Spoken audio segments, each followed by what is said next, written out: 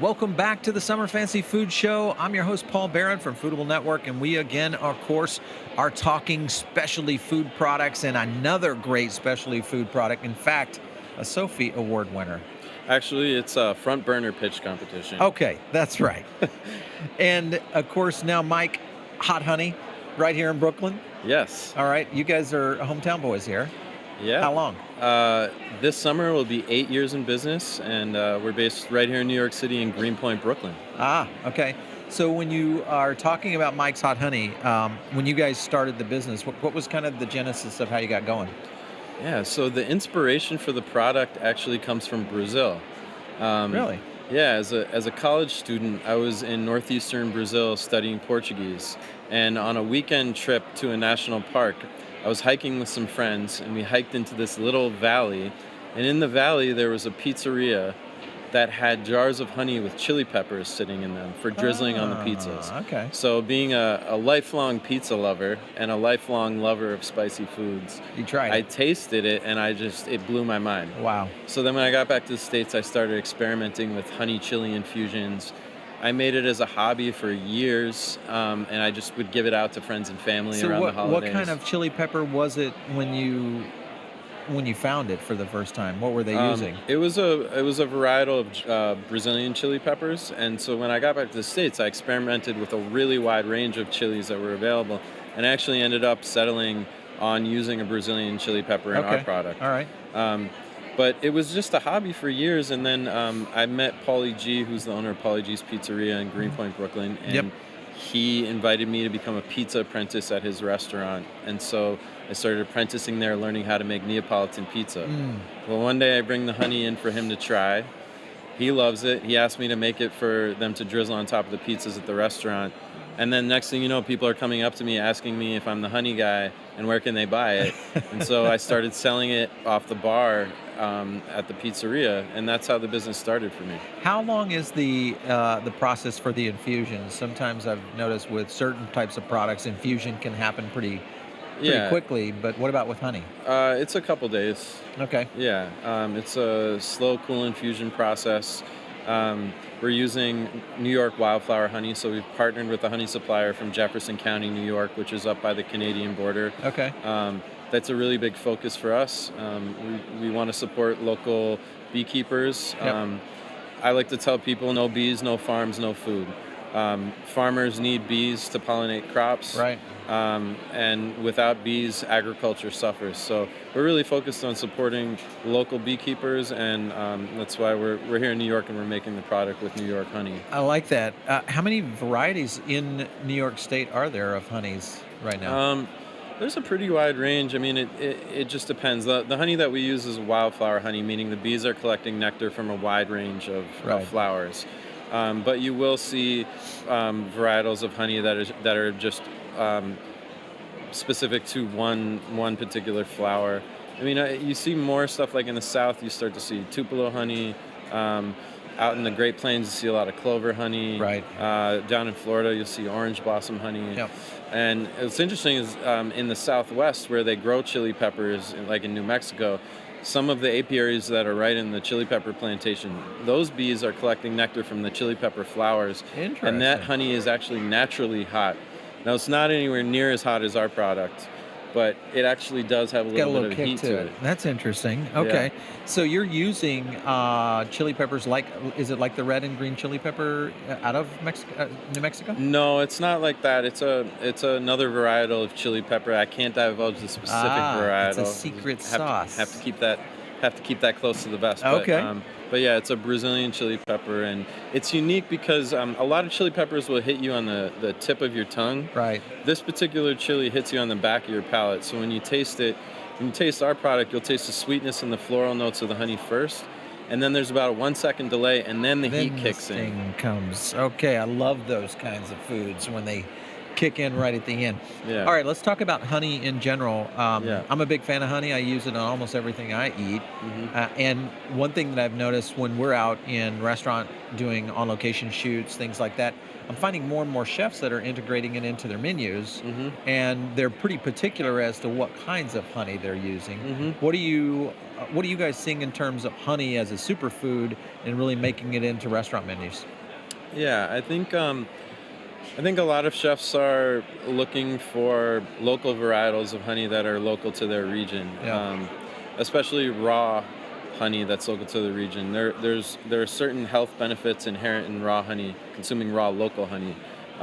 So, for example, if you have allergies and you're getting honey from a local beekeeper and it's raw, you can build up a tolerance to the pollen in the air because the bees are collecting nectar from local flowers, and if you eat that honey on a regular basis, it'll help build up it's like getting a booster shot. Right. I think chefs are also looking for natural sweeteners and replacements for sugar. Definitely. And honey is unprocessed, and it's it's as natural as it gets when it comes to sugar. So we're seeing a lot of chefs using it in different ways. I mean, I started the business, I thought this was going to be a pizza condiment, but you put it into the hands of chefs that are far more creative than I am in the kitchen, and some of the things that they're coming up with are truly special. I mean, we've got chefs using it in cocktails, we've got chefs using it on chicken sandwiches, salads, cheese and charcuterie plates. Yep. It's a really wide range of applications that I never expected. Yeah, absolutely. All right, so let's talk about some of the new products for Mike's Hot Honey. Anything new that you guys are coming out with? Yeah, so we're brought up a couple things here. Yeah, so this is our primary retail SKU. This is a 12-ounce bottle. This is what you'll see on the shelf at most of our retailers and grocery stores, specialty stores. This is our mini jar, which you'll see in a lot of gift baskets and at specialty. And these are new. These are our single-serving packets. So these are great for restaurants that are doing to-go business. So pizzerias sending them out with to-go pizzas. Takeout business is huge right now. This would be great for the pizza business. Yeah. These are also going in some of the cooking at home kits, like Blue Apron, and HelloFresh and that sort of thing. And it's great for the brand because this is the exact same branding that you see on the bottle. So you'll get the packet going out into someone's house. They'll use it in the recipe that comes with their kind of kit. recognize it. Yeah, and then when they go to the store, they see the same packaging on the shelf. And they're also at deli checkout. You'll see them in delis or at the cheese shops on the prepared foods counters and by checkout. And how do you guys handle distribution? Yeah, so we're distributed now. We've come a long way. I used to drive around in my car and personally deliver cases to all of the stores and restaurants we worked with. Okay. And of course that became impossible to continue doing, and I started to break down physically. So we're now working with a bunch of distributors. We work with some specialty food distributors, some of the larger distributors that distribute to grocery chains. Okay. And then we also work with a bunch of the food service distributors. So we've got a very wide range of distribution channels now. So the product is really getting out into retail and food service. Anything lining up for Mike's now in the next few years, or product development? What are you guys working on? Yeah, we're working on a few things. We're currently testing out snack packs. So it'll be like Mike's Hot Honey Double Dipper snack pack. Okay. Where you've got a reservoir of honey, a reservoir with peanut butter, and some sort of pretzel or breadstick to dip in both. We're looking for a SKU that's in the snack category, that's a higher velocity category than honey. In general, though, we're really focused on highlighting the core product. So any line extensions that we do with this product are going to feature Mike's Hot Honey. So the brand is Mike's Hot Honey. The brand is not Mike's. It's Mike's Hot Honey, and that's a clear distinction that we made a decision on a while ago. That's good. That's good, though, as you carry it forward and start to diversify. I like the snack pack idea, especially as snack occasions are really starting to go up. Yeah. And plus the diversity of being able to move it, like you're saying, it's a faster category mover for you. So Yep. obviously more product for you. How much do you make? How big is the factory for Mike's Hot Honey? What's the manufacturing process look like? We're able to do quite a bit of volume out of a relatively small space. Um, when I was first looking for manufacturing partners, Uh-huh. I quickly discovered that I had to partner with somebody who was already packing honey, because like the hot sauce packers don't have the right equipment for packing honey. Okay, for honey. So I started looking at honey packers. No one wanted to work with me because Interesting. they all thought I was crazy, and they also were worried about cross-contaminating around a pure honey Yeah. with chili pepper infused honey, which honey of course is very precious, and so you run that risk when you're running it on the same line. So we ended up building out our own separate production line.